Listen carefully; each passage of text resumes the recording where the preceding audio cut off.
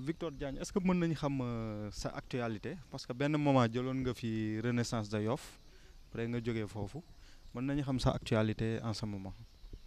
maa ngi leen di nuyu waa Pikini TV ak ñëpp ñu ñuy seetaan di nuyu Sénégal yëpp.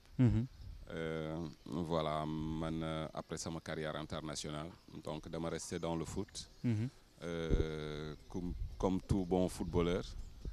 Ensuite ma passé samay diplôme aussi pour gën a am crédibilité si métier bi. Absolument. Ça m'a permis aussi ma voyager tuuti.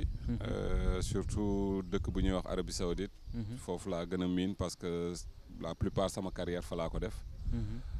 Comme joueur mais aussi comme entraîneur. Ok. Ensuite jëloon naa fi Jaraaf par intérim. Mais juste ren ma débuté woon saison bi ak équipe bu nationale 1 bu Renaissance de Yoff. amoon ci ambition yu bëri. waaw parce que sama gëm-gëm moo doon resté ci milieu bi.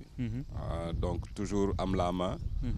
Ensuite aider club bi mais aussi aider sama carrière. Pour jéem a yegg fi nga xam ne tracé woon naa ko d'abord. Malheureusement bon ambition yi ak man li ma yaakaaroon antuwul loolu yàlla moo koy def mais aussi ay loxo nit wala ñàkk responsabilité dox na ci. ok ba tax na aussi bi ñu demee ba nga xam ne gisuma li may xam je préférais arrêter. ok Donc loolu moo waral actuellement bon je suis un peu au chômage. ok Mais je regrette pas ma décision. ok Parce que bi mu waree am aussi yëgal naa ñi nga xam ne ñoom laa ko séqaloon et que aw ma lu may reprocher ci côté boobu mais surtout damay sant yàlla parce que mosuma am problème ak benn joueur. ok foofu noonu donc actuellement aussi tu es à la recherche d'un nouveau club ou d'un nouveau challenge. Challenge wala club c'est la même chose. D'autant plus que li ma bëgg mooy rester toujours dans le milieu du foot. Alors donc que ce soit entraîneur wala administrateur wala leneen. L'important pour moi mooy jéem a aider football sénégalais mu avancer.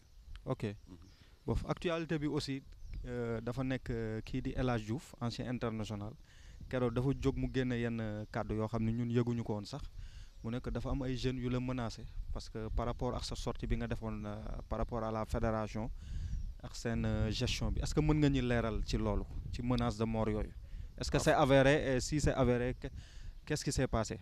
waaw lu am la. Bon bëgguma si woon sax wax parce que bon même samay parents sax yëguñu ko woon. ok Donc juste après sortie El Hadj bi aussi. Sama parents yi woo nañ ma. Même sama soxna. di ma laaj qu'est-ce qui s'est réellement passé. Bon dama jàpp ne kuy woote di menacer c'est parce que sa fi nga taxaw dëgërul. Et que ku mel ni man damay jàpp ne su ma amee lu may wax damay jàkkaarloog nit ki ma wax ko. wala wax ko nit ñi dégg ko aussi. Football nag dafa nekk loo xam ne ñun ñëpp dañ ko bokk sénégalais bu nekk am na ci cër am na ci wàll. dafa am yoo xam ne nag ñun ñiy tourner autour du foot ñun ñoo ko mën a xam. waaw alors bu ko nit ñi di nëbb daf ñuy jaaxal. Donc ñun dañu am devoiru informer public bi. waaw ci lii xew ci football bi. Parce que comme ni ma ko waxee sànq daf ci am ay informations yoo xam ne nit ñu bëri xamuñu ko. comme yan noonu. Du genre mauvaise gestion. Li waral actuellement disons problème yi am ci ñaari matchs amicaux yi passé. waaw tu parles des couacs par rapport aux équipements hôtel bi joueurs yi di ko fay loolu yu ndaw la par rapport ak problème yi am. xam nga bu ñu demee ba nga xam ne bëgguñu sax tudd équipe première bi donc ñoom seen wax yëpp ça tourne autour de la gestion de la petite catégorie. Petite catégorie du vitrine football sénégalais. Vitrine bi mooy équipe A bi parce que foofu la mujjantal ba. Alors il faudrait bien qu'un jour que ñu toog aussi waxtaan ci wax ci. Mais je crois que bunt yëpp dañu tëju ba nga xam ne actuellement ñoom amuñu benn issue. La seule issue mooy qu'ils jettent l'éponge. waaw parce que tamit tey jii nii ñoom ñu ci bëri ñu nekk à la Fédé ay politiciens lañ. Là on peut être d'accord là-dessus. dañuy militer ci ay partis et en général dans l'opposition. tey lan mooy seen wax na fi Macky Sall jógee.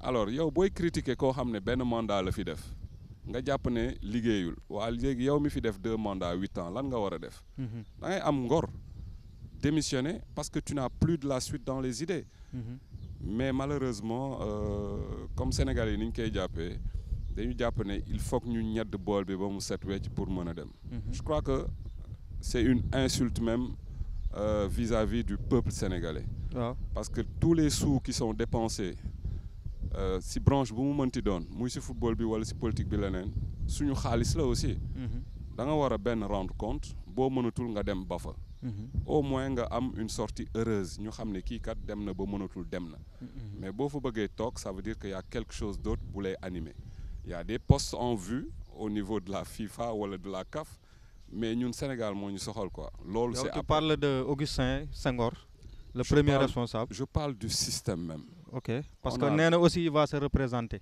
ouais, mais pour un 3e mandat c'est-à-dire c'est une insulte c'est-à-dire que tu peux pas passer plus de 2 mandats dans une fédération et à la limite derrière aucun résultat après nga ne da ngay présenter waat c'est une insulte et même c'est une honte c'est-à-dire qu'au jour d'aujourd'hui moi je leur pose la question de savoir qu'est-ce qu'ils prévoient pour que le Sénégal au moins aille en demi-finale absolument rien en CAN oui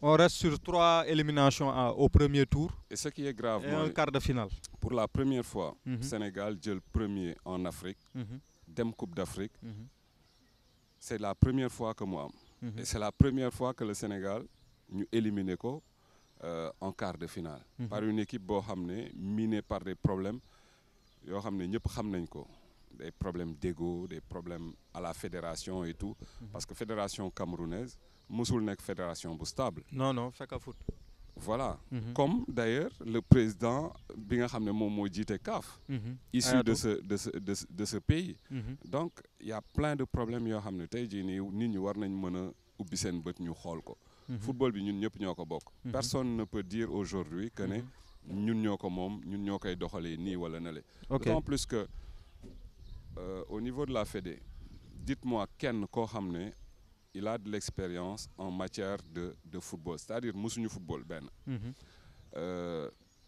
Maître Augustin il est issu du basket waaw Amadou Kane il est issu des nawetaan mais nawetaan c'est une fierté parce que man su ma fàttalikoo man maa doon premier joueur bi ñu jël à partir des nawetaan yóbbu ko équipe nationale en équipe nationale absolument mais moment boobu aussi il y avait de la qualité dans les nawetaan actuellement dañu war a xoolaat formule bi nawetaan di demee c'est-à-dire qu'on peut pas du 1er janvier au 31 décembre di jouer nawetaan li muy ñàkkaloo jeunes yi moo bëri jàngeetuñu agression yi dañu augmenter ñi dëkk autour des stades n'ont plus de la sécurité c'est-à-dire comme lamb léegi la preuve lors de la finale de la CAN des U20 vous avez vu ce qui s'est passé lan moo xew li xew ci nawetaan yi moo xew en équipe nationale et ça c'est extrêmement grave imaginez-vous que le gosse mu sànni benn genre xon ci biir camp yi et que le Sénégal égalise gagné dañu war a fàttaliku ne Zambie on a eu des antécédents yoo xam ne c'est pas de notre responsabilité parce que avion bu daanu loolu Sénégal mënu ci dara mais aussi loolu dañ ñu ko jàppal yaakaar nañ ne suñu affaire xon yi moom moo tax seen avion daanu si alors tey bu ñu leen gagné woon qu'est-ce qui allait se passer yàlla moo def li gën voilà donc li am ci nawetaan yi moom la ñu transposé en équipe nationale le jeune il n'a pas tort ni son entraîneur mais c'est parce que aussi li ngay dund moom mooy reflété wu aussi dans le terrain donc voilà les responsabilités dañ ko war a situer léegi balaa may ñëwaat ci yéen anciens internationaux yi dama bëgg ñuy restawaat ci kii ñi jeunes yi la menacé de mort c'est qui bon mënuma ko xam mënuma comment ça s'est passé mënuma wax aussi que ne tel groupe de personnes la wala yu demee noonu en tout cas ce qui est clair mooy nu mu tudd j'ai été logique dans mes paroles c'est-à-dire que j'ai critiqué positivement la fédération l'entraîneur et certains joueurs par exemple j'ai dit que ne Idrissa Gana ses performances en équipe nationale laissent à désirer les faits sont là du lenn lu ma fi créé je n'ai absolument rien contre lui d'autant plus que xamuma ko Alors, j'ai pas besoin critique u ancien footballeur ngay def. voilà j'ai pas besoin de le connaître c'est-à-dire waaw man sama critique wuute na ak critique u supporter bi. Supporter bi il aime un joueur et puis point. mais ñun on va au-delà de ça. c'est-à-dire dañuy dugg ci biir xool performance su joueur bi dans son club. c'est-à-dire à Everton wala Liverpool wala feneen. et en équipe nationale. Sadio Mané c'est 7 ans plutôt Idrissa Gana c'est 7 ans en équipe nationale 2 buts marqués pour un milieu de terrain. Je peux me vanter aujourd'hui d'avoir dit à un moment donné bi mu nekkee Lille. que Rudi Garcia il tarde le jeune. parce que pour man il faisait partie des meilleurs milieux. waaw mais mënagul woon exploser.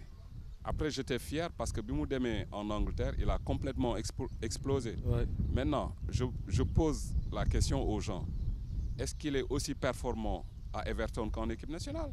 waaw ou en équipe nationale qu'à Everton. c'est une question. C'est une question qui mérite d'être yow posée. léegi critique yooyu nga formuler. Critique après yooyu la derrière tu as formulée. reçu des menaces. Après j'ai dit que la fédération il y a des gens yoo xam ne dañu war a wax ak joueurs yi. waaw wax leen dëgg. L'équipe nationale c'est l'équipe nationale. du lu ñuy caaxaane. Il suffit pas de quitter l'Angleterre de venir au Sénégal. jouer un bout de match après ñibbisi. Ça va au-delà de ça. Équipe nationale da nga koy respecter parce que les joueurs qui sont aujourd'hui en Angleterre équipe nationale moo tax ñu nekk fa. waaw parce que pour jouer en équipe nationale il faut un certain nombre de sélections. Ouais, absolument. Deuxièmement il faut être régulier en sélection au moins pendant 2 ans. 2 ans pour y rester. Ouais. Aujourd'hui boo jëlul par exemple ñiy jouer Angleterre boo leen jëlul pendant 2 ans ils perdent leur place en Angleterre. dañuy ñibbisiwaat dem France wala feneen. Ouais. donc équipe nationale moo tax ñu nekk fa buñ ko bëggee buñ ko bañee loolu moo am. waaw donc li tax nga nekk fenn da nga koy jox li nga xam ne moom nga ko war a jox. moom nga koy jox. tu te tues dans un terrain ñu xam ne kii joxe na. après quand on perd tu as l'esprit tranquille. mais tu te tues en Angleterre tu viens au Sénégal après nga ñuy defal ay bout de match il faudrait que les gens. aussi ñeme li ñuy def ñeme li ñuy wax. ok maintenant il y a plein de jeunes qui sont derrière qui méritent une chance en équipe nationale wala feneen. parce que quelque part ce qu'ils font en équipe nationale mais c'est ce que chaque dimanche qu'on voit ici au stade Demba Diop c'est-à-dire niveau Ligue 1 moom la ñuy won en équipe nationale et c'est aberrant. ok il faudrait que les gens leur disent la vérité. wax leen li si nekk. c'est ce que tu as dénoncé. mais c'est ce que j'ai dénoncé. Ensuite derrière j'ai dit que quelque part suñu élimination contre le Cameroun. c'est parce que on manque d'entraîneurs de niveau. ok c'est tout. pour ne pas nommer Aliou Cissé. et loolu ay fait la. ok c'est-à-dire nu mu tudd actuellement da ngay dem Burkina ñu ne la ils ont un bon technicien nga dem Cameroun on te dit la même chose nga ñëw Sénégal ñu ne la guerrier la ñu am. c'est quoi. soit on a un entraîneur soit on a un guerrier. et que quelque part football c'est de la mathématique aussi. moment bu ñuy jouer ngay xool la meilleure formule à adopter soit tu opères des changements wala tu revois ton système de jeu par rapport ak joueurs yi nga am. ok mais toujours c'est les mêmes changements. c'est la même philosophie de jeu. Rien ne change pendant 120 minutes tu domines l'adversaire alors que quelque part tu peux pas marquer de but. donc war nga xoolaat li ngay def lan la. ok c'est tout ce que j'ai dit alors que loolu ay fait la c'est-à-dire du lu ma inventé wala leneen après quelque part si les gens se permettent de m'appeler pour m'insulter wala di ma menacer moi je m'en fous. loolu yooyu menace tu les situes ou fan nga koy situer famille yu ñi nga. ben je sais pas joto kii wala la fédération directement. je ne veux accuser personne. mais ce qui est important et logique pour man lu ñu bokk nit ñi dañ ci war a wax. man foofu laa ko jàppee. ok parce que tey dama jàpp ne je ne suis pas une personne parfaite. aujourd'hui su ma defee erreur ñu critiquer ma je prends le positif là-dedans et ma jéem a avancer.